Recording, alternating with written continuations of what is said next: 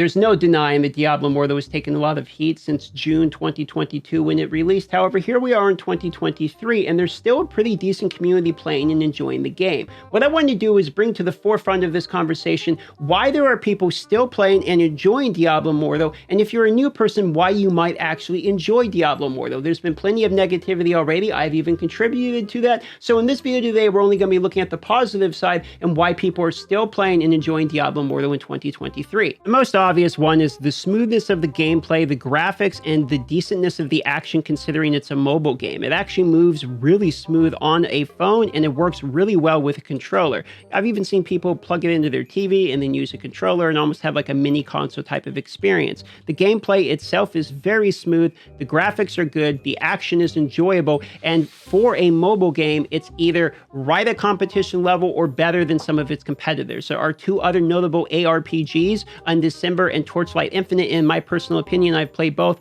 I like the graphics and smoothness of this game better.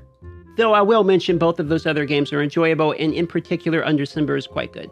Number 4 is going to be the community and the clan system. There's actually a very good clan system in this game. That's kind of the entire point of the game is the clan system, where you get these clans together, you end up fighting, trying to become the actual Immortal, and then you try to upgrade your rank with the shadow system. So there's always kind of something going on with your clan. So if you're somebody that enjoys the community and getting really deep into the community side of things, this game is actually better than a lot of the other mobile games where some of the other clans are just everyone hops in and beats up a clan boss one time and you don't really communicate with each other. There's a reason to communicate with each other and get in depth into the clan system in this game.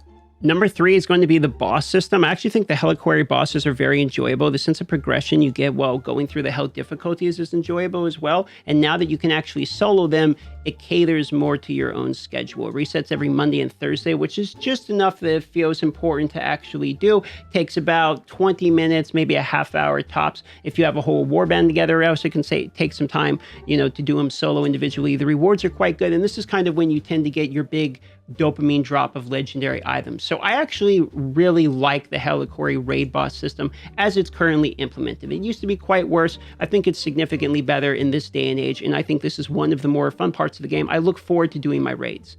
Number 2 is obviously the class change system. The class changing itself is quite enjoyable. The ability to go and try each class is an absolute god tier addition to the game and probably the best addition they've ever done. On top of it, each one of their classes are actually enjoyable to play. So when you're playing these classes, you don't really hate them too much. I've not liked a couple of the classes, but I have understood why each of these classes is enjoyable in its own way. And for the most part, all of these classes are viable. PvE is viable enough where you can play any of the classes as you would like to as a player and be totally fine with any of the selections you want. PvP is a little bit of another conversation. Some classes are better than the others, but for the most part, you can play any of these classes in any of the content in the game and switch at any time and not really be penalized too much. There's the argument of strength versus intelligence.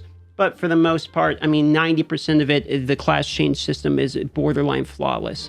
Now, number 1 is going to come at a bit of a surprise for number 1 for sure. And stay with me while I explain this because it might actually not be as bad as you think. Number 1 for me is the combat rating system and the overly large grind that's required. You see, in one of my previous videos, in fact, just a couple videos ago, I was mentioning how it can take 40 years essentially to farm all the normal gems you want. I've also talked about how combat rating is sort of a problem in the game where it's the only stat that matters and you're just infinitely grinding it.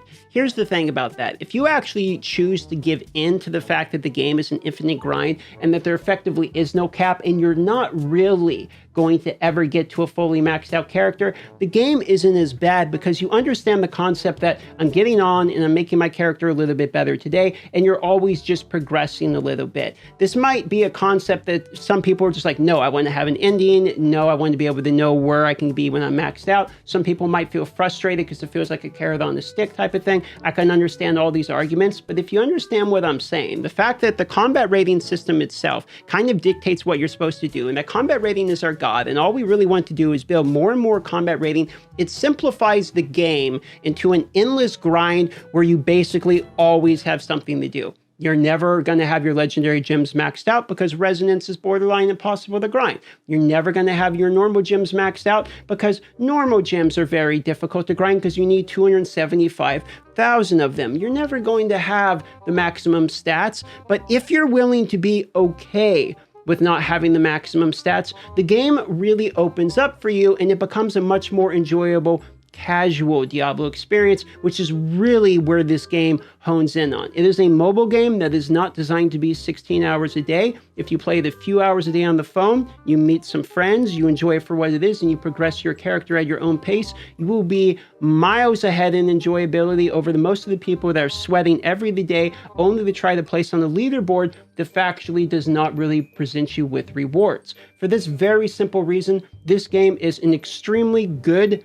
casual game, which is where the disconnect can come when you see negativity related to the game, because some people are like, I love Diablo for what it is, and then you can see some of the elite people who are a little bit more frustrated in terms of where the grind is at, is because it's a different in mentality. If you actually look at Diablo Immortal for what it is, which is a casual version of the game, it's even less of a Fortnite in the first-person shooter genre. It's whatever the introduction is to these ARPGs, yes, with monetization issues, but it's an introduction to these. That's literally out of the mouth of their CEO, Mike Ybarra, stated this is supposed to be an introduction to Diablo. If you take them at their word, the game is actually quite enjoyable as a casual PvE game in particular. That would be the #1 reason to play Diablo Immortal.